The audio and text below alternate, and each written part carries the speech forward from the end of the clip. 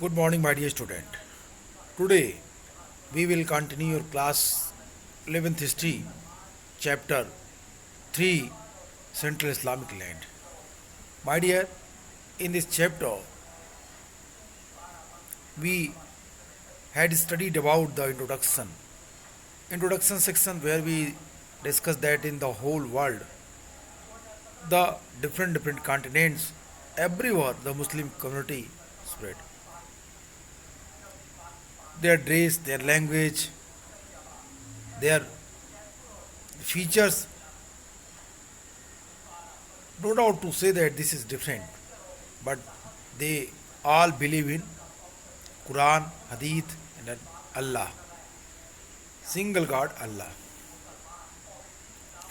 And also, I was discussed by me that the sources on the basis of that we can understand the history of Islam. Rise of Islam in Arabia. In this topic, I was also explained about the little bit history of the Prophet Muhammad.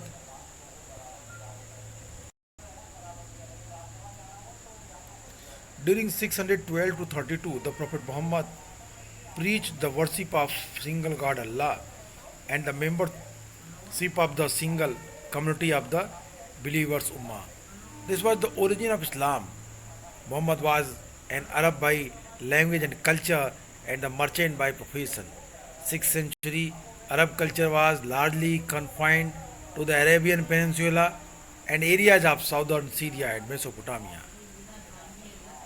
My dear, this Arab world divided into tribes, Kabila, each led by the chief who was chosen the partly of this basis of the family connection.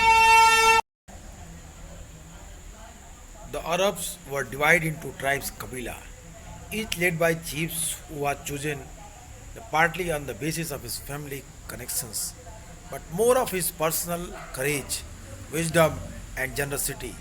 The Murawwa. Each tribe had its own god or goddess who was worshipped as an idol, sanam, in a shrine. Many Arab tribes were nomadic Bedouins, moving from dry to green areas, oases of the desert in the search of food, mainly dates and fodder for their camels. Some settled in cities and the practiced trade or the agriculture. Muhammad's own tribe Quraysh lived in Mecca and controlled the main shrine. There the cube-like structure called Kaaba, in which idols were placed. Even the tribe outside Mecca considered the Kaaba holy and they installed their own idols at this Meccan considered in the Kaaba. My dear, सन 612 to 632 prophet Muhammad ने एक ईश्वर अल्लाह की पूजा करने और भगवान में विश्वास करने वाले अल्लाह में विश्वास करने वाले उम्मा के एक ही समाज की सदस्यता का प्रचार किया। यह इस्लाम का मूल था। पैगंबर मोहम्मद बाई प्रोफेशन एक मर्चेंट थे। लैंग्वेज उनकी अरेबिक थी, कल्चर उनकी अरेबिक थी। 6th सेंचुरी की अरब संस्कृति अधिकांशतः अरेबियन पेनिनसुला से लेकर दक्षिण सीरिया और मेसोपोटामिया के क्षेत्रों तक फैली हुई थी। अरब के लोग कई कबीलों में बटे हुए थे। प्रत्येक कबीले का नेतृत्व एक शेख या कबीले के हेड के द्वारा किया जाता था। यहाँ पे सबसे महत्वपूर्ण बात यह है कि एवरी कबीला है देयर ओन सनम। सभी कबीलों के अपने अपने अलग अलग सनम होते थे। ठीक है, कहता है कि अरब के लोग कबीलों में बटे थे। प्रत्येक कबीलों का नेतृत्व एक शेख के द्वारा किया जाता था, जो कुछ हद तक पारिवारिक संबंधों के आधार पर, लेकिन ज़्यादातर व्यक्तिगत साहस, बुद्धिमत्ता और उदारता को मुरव्वा कहते हैं अरेबिक में, उदारता के आधार पर चुना जाता था। प्रत्येक कबीले के अपने स्वयं के देवी देवता होते थे, जो बूतों या सनम के रूप में देवालयों में पूजे जाते थे। श्राइन में उनकी पूजा होती थी। बहुत से अरबी कबीले खाना बदोश यानी बेडुइन्स होते थे, जो भोजन की तलाश में, अपने ऊँटों के लिए चारे की तलाश में रेगिस्तान में सूखे क्षेत्र से हरे भरे क्षेत्रों, नाखलिस्तान या ओएसिस की ओर घूमते रहते थे। कुछ शहर कुछ शहरों में बस गए थे और व्यापार अथवा खेती के काम में भी लग गए थे। बेडुइन्स जो थे, जो नोमैडिक लाइफ जीते थे, जो एक जगह स्थापित नहीं थे, वो अपने जानवरों के साथ भोजन की तलाश में एक स्थान से दूसरे स्थान तक टहलते रहते थे। और कभी कभी तो ये कुछ व्यापारी बन गए, शहरों में बस गए, और कुछ लोगों ने खेती करना शुरू किया। पैगंबर मोहम्मद का जो अपना कबीला था कुरैश, प्रॉफेट मोहम्मद कुरैश कबीले के थे, तो मोहम्मद का जो कबीला था कुरैश, वो मक्का में रहता था और उसके वहाँ के मुख्य धर्म स्थल पर नियंत्रण था। Muhammad own tribe Quraysh lived in Mecca and control the main shrine there, a cube like structure called Kaaba. पैगंबर मोहम्मद का अपना कबीला कुरैश में था और महत्वपूर्ण धार्मिक स्थल काबा पर उनका नियंत्रण था। काबा जो था एक क्यूबिक शेप का एक स्ट्रक्चर था, जिसमें बूते रखे हुए थे, जिसमें मूर्तियाँ रखी हुई थी। मक्का के बाहर के कबीले भी काबा को पवित्र मानते थे। वे इसमें अपने भी सनम रखते थे, बूत रखते थे, इडोल्स रखते थे और हर वर्ष इस इबादत गाह की धार्मिक यात्रा हज करते थे। मक्का यमन और सीरिया के बीच व्यापारी मार्गों पर जाने वाले एक चौराहे पे स्थित था, जिससे शहर का महत्व और बढ़ गया। मतलब मक्का जो था वो यमन और सीरिया के बीच एक व्यापारिक मार्ग पे, चौराहे पे स्थित था, जिससे व्यापारी आते जाते थे और धार्मिक रूप से मक्का में रुक जाते थे।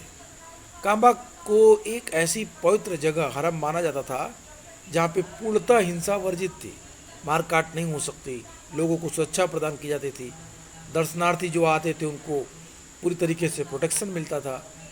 तीर्थ यात्रा और व्यापार ने इस बेडुइन लाइफ को, खानाबदोश जीवन को एक के साथ दूसरे से इंटरेक्ट किया। दोनों एक दूसरे से मिले, बातचीत हुई, विश्वासों और रीति रिवाजों का आदान प्रदान हुआ और फिर जो लोग थे वो फिर एक धर्म, एक मत के आधार पर कन्वर्ट होने का प्रयास किया। हालांकि जो पॉलीथिस्ट थे, अरबों को अल्लाह कहे जाने वाले परमात्मा को धारण के बारे में उनकी धारणा स्पष्ट नहीं थी।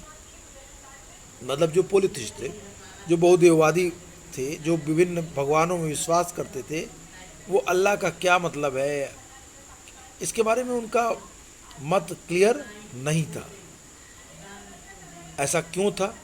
इसके पीछे इस्लामिक विद्वान कहते हैं कि मूर्तियाँ, इबादत गाह से उनका सीधा संबंध इसलिए नहीं था क्योंकि वो ईसाई कबीलों के प्रभाव में थे, क्योंकि वो यहूदियों के प्रभाव में थे। कहता है कि the Mecca was located on the cross road of the trade route between Yemen and Syria which further enhance the city of importance. The Meccan shrine was sanctuary haram where violence was forbidden and protection given to all visitors. Pilgrimage and commerce gave the nomadic and settled tribes opportunities to communicate with the another and share their beliefs and customs. Although the polytheistic Arab were the, the vaguely familiar with the notion of Supreme God Allah. What was the reason? Possibly under the influence of the Jewish and Christian tribes living in their midst. My dear, their attachment to idol and shrine was more immediate and stronger. Around 612, Muhammad declared himself to the messenger Rasul of God, who had been commanded to preach that Allah alone should be worshipped. The worship involved simply rituals such as daily prayers, salat, and moral principles such as distributing alms and the abstaining from theft. Muhammad was found a community of believers, Ummah, bound by common set of the religious beliefs. That community would bear witness, Shahada, to the existence of the religious before God as well, before the member of the other religious communities. Muhammad's message the particularly appealed to those Meccan who felt deprived of these gain from trade and religion and were looking for a new community identity. Those who accepted the doctrine were called Muslims. They were promised salvation on the day of judgment, the Qiyamah, and a share of the resource of the community while on earth. The Muslims soon faced a considerably opposition from the affluent Meccan, who took offense to the rejection on their deities and found the new religion threat to the status and the prosperity of Mecca in 612. Muhammad was forced to migrate with his followers to Medina. Muhammad's journey from Mecca, Hijrah, was a turning point in the history of Islam, with the year of his arrival in the Medina making the beginning of the Muslim calendar. Okay, my dear, what I am telling you, try to understand. Here, the main theme, the main story, the main teaching that has explained by author. कहता है सन 612 के आसपास prophet Mohammad ने अपने आप को खुदा का रसूल कहा, अपने को रसूल घोषित कर दिया, मैसेंजर ऑफ गॉड घोषित कर दिया, जिन्हें यह प्रचार करने का आदेश दिया गया था कि केवल अल्लाह की ही पूजा इबादत यानी आराधना की जानी चाहिए। इबादत की जो विधियां बड़ी सरल थी, पूजा करने का जो तरीका था बड़ा सरल था। दैनिक प्रार्थना, सलाद और नैतिक सिद्धांत जैसे खैरात बांटना, चोरी न करना। पैगंबर मोहम्मद ने बताया कि उन्हें आस्तिकों उम्मा के ऐसे समाज की स्थापना करनी है जो सामान्य धार्मिक विश्वास के जरिए आपस में जुड़े हों। इस समाज के लोग ईश्वर के सामने और अन्य धार्मिक समुदायों के समक्ष धर्म के अस्तित्व में अपना विश्वास प्रकट करते थे। पैगंबर मोहम्मद के संदेश ने मक्का के उन लोगों को विशेष रूप से प्रभावित किया जो अपने आप को व्यापार और धर्म के लाभों से वंचित महसूस करते थे और एक नई सामुदायिक पहचान की बाट देखते थे। जो लोग मुस्लिम धर्म सिद्धांत को स्वीकार कर लेते उन्हें मुसलमान या मुस्लिम कहा जाता था। उन्हें क़यामत के दिन, क़ियामा के दिन मुक्ति, साल्वेशन और धरती पर रहते हुए समाज के संसाधनों में हिस्सा देने का आश्वासन दिया गया कि रिसोर्स में आपको हिस्सा मिलेगा। साथ ही साथ मुसलमानों को शीघ्र ही मक्का के समृद्ध लोगों के भारी विरोध का सामना करना पड़ा। क्यों? क्योंकि प्रॉफेट मोहम्मद ने सनम की पूजा करने पर रोक लगा दी थी। अब इसका खामियाजा भी प्रॉफेट मोहम्मद को भुगतना पड़ा। प्रॉफेट मोहम्मद का विरोध हुआ, मक्का के समृद्ध लोगों ने प्रॉफेट मोहम्मद का भारी विरोध किया। जिन्हें देवी देवताओं को ठुकराया जाना अच्छा नहीं लगा था, उन लोगों ने भी प्रॉफेट मोहम्मद का विरोध किया। नए धर्म को मक्का में प्रतिष्ठा और समृद्धि के लिए खतरा समझा था। सन 622 में पैगंबर मोहम्मद को अपने फॉलोअर्स के साथ मदीना की ओर जाना पड़ा। पैगंबर मोहम्मद की इस यात्रा से इस्लाम के इतिहास में एक नया मोड़ आया। जिस वर्ष उनका मदीना की तरफ आगमन हुआ, उस वर्ष से मुस्लिम कैलेंडर यानी हिजरी कैलेंडर की शुरुआत हुई। My dear, this is very clear that 622 Muhammad was forced to migrate with his followers to Muslim. Muhammad's journey from Makkah Hijrah was a turning point in the history of Islam, with the year his arrival in Medina marking the beginning of the Muslim calendar. My dear, on the basis of that you can easily understand that this is the turning point in the Islamic history. अब Islamic calendar, I think there is no need to explain the Islamic calendar. This is your duty that you have to read, and if you have any doubt regarding Islamic calendar, you can meet me in offline class and I will explain it properly. I explain little bit about the Islamic calendar. When you will read this whole paragraph, then you can easily understand that what is given here. कहता है कि हिजरी सन की स्थापना उमर की खिलाफत के समय की गई. इसका पहला वर्ष 622 ईस्वी में पड़ता है. हिजरी सन की तारीख को जब अंग्रेजी में लिखा जाता है तो वर्ष के बाद AH लगाया जाता है, और हिजरी वर्ष हमेशा लूनर कैलेंडर के ऊपर बेस है. ठीक है. The Hijri year is lunar year of 354 days 12 month. Muharram to Dhul, तो कहता है मुहर्रम से लेके धूल हिज्जा तक कुल 12 महीने होते हैं. 354 दिन, 29 अथवा 30 दिनों का एक महीना इस्लामिक कैलेंडर में होता है. इस्लामिक कैलेंडर लूनर कैलेंडर के आधार पे फंक्शन करता है, चंद्र कैलेंडर के आधार पे फंक्शन करता है. प्रत्येक दिन सूर्यास्त के समय से और प्रत्येक महीना अर्धचंद्र के दिन से शुरू होता है. हिजरी वर्ष सौर वर्ष से 11 दिन कम होता है. अतः हिजरी का कोई भी धार्मिक त्यौहार, इसमें रमज़ान के रोज़े, ईद, हज शामिल हैं, मौसम के अनुरूप नहीं होता. हिजरी कैलेंडर की तारीखों को ग्रेगरियन कैलेंडर की स्थापना कब हुई? पोप ग्रेगरी ने किया था. ग्रेगरियन कैलेंडर की स्थापना कहता है the Gregorian calendar established by pope Gregory 13 in 5082 C. One can calculate the roughly equivalent between the Islamic H and Gregorian Christianity C years with the following formulas. फार्मूले दिए गए. कहता है अगर आप दोनों की तुलना करें तो तारीखों को साथ मिलाने का सबसे आसान तरीका है कि ग्रेगोरियन वर्षों के बीच मोटे रूप से समानता की गणना एक फार्मूले के आधार पर कर सकते हैं कि H multiply 32/33 plus 622 is equal to C. C minus 622 into 33/32 is equal to H. This is the Islamic calendar.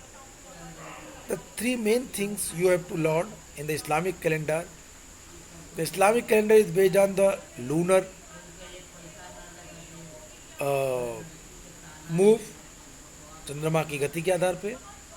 In the lunar calendar, in the Islamic calendar, 354 days. In a month, 29 or 30 days. It was started 622 CE or AD.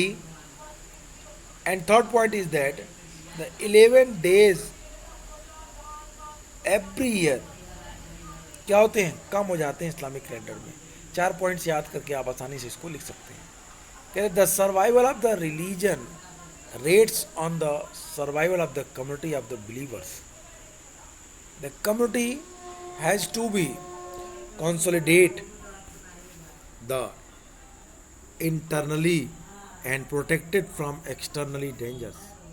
Consolidations and the protections required political institutions such as state and government, which are either inherited from the past, borrowed from outside, or created from the search.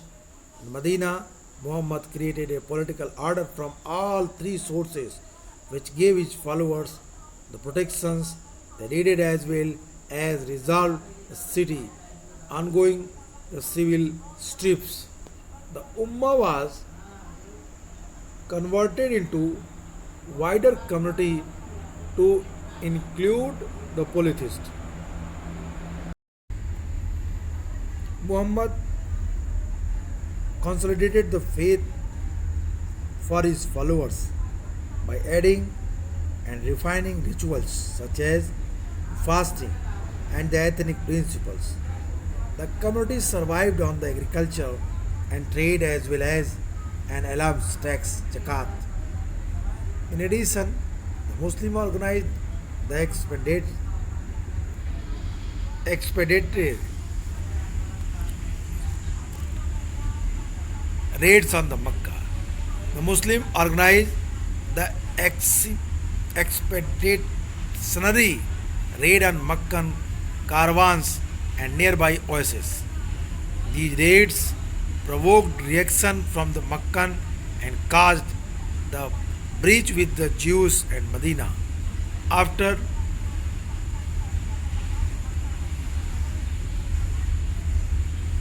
after a series of battles, Makkah was conquered and Muhammad's reputation as a religious preacher and political leader spread far and wide. Muhammad now insisted on the conversion as a sole creation for the membership of the community. In the harassed condition of the desert, the Arab attached great value to strength and solidarity, impressed by Muhammad's achievement. Many tribes, mostly Bedouins, joined the community by the converting to Islam. Muhammad's alliance began to spread until they embraced the whole of Arabia. Medina became the administrative capital of the emerging Islamic state with Mecca as its religious center. The Kaaba was cleansed of idols as the Muslims were required to face the shrine when offering prayers. In a short space of time, Muhammad was able to unite a large part of Arabia under a new faith, community, and state. The early Islamic polity, however, the reminded of federation of Arab tribes and clans for a long time. My dear, here author want to explain clearly about the expansion of Islam. Author want to inform you कि that कि इस्लाम का विकास बहुत जल्दी ही एक बड़े क्षेत्र पे हो गया. प्रॉफिट मोहम्मद सफल हुए अपनी चीज़ों को क्या करने के लिए, अपने उद्देश्यों में. कहता है किसी भी धर्म का जीवित रहना उस पर विश्वास रखने वाले लोगों के जिंदा रहने पर निर्भर करता है. इन लोगों के समुदाय को आंतरिक रूप से मजबूत बनाना और उन्हें बाहरी खतरों से बचाना जरूरी होता है. सुदृढ़ीकरण और सुरक्षा के लिए राजनीतिक संस्थाओं की आवश्यकता होती है. पॉलिटिकल इंस्टीट्यूशंस की जरूरत होती है, जैसे राज्य सरकारें हों, या तो पीछे से उनको प्रोटेक्शन मिले, उनको विरासत में प्राप्त हो, या फिर बाहर से प्राप्त की जाती है, अथवा जिनका निर्माण बिल्कुल नए सिरे से करना पड़ता है. पैगंबर मोहम्मद ने इन तीनों तरीकों से मदीना में एक राजनीतिक व्यवस्था की स्थापना की, जिसने इनके अनुयायियों को सुरक्षा प्रदान किया जिससे इन्हें आवश्यकता थी, और इनके साथ साथ शहर में चल रही कला को सुलझाया. उम्मा को एक बड़े समुदाय के रूप में बदला गया ताकि मदीना में बहुदेववादियों और यहूदियों को पैगंबर मोहम्मद के राजनीतिक नेतृत्व के अंतर्गत लाया जा सके. पैगंबर मोहम्मद ने कर्मकांड जैसे उपवास और नैतिक सिद्धांतों को बढ़ाकर और उन्हें परिष्कृत कर धर्म को अपने अनुयायियों के लिए मजबूत बनाया. मुस्लिम समुदाय खेती, कृषि और व्यापार को प्राप्त होने वाले राजस्व प्रॉफिट मोहम्मद ने ये तय किया कि अब अपने धर्म को एक निश्चित और एक विकसित स्वरूप देना. इसलिए उन्होंने जो पूजा पद्धतियाँ थीं उनको बदला, जो रिचुअल्स थे उनको प्योरीफाई किया, उनको एक नया रूप दिया.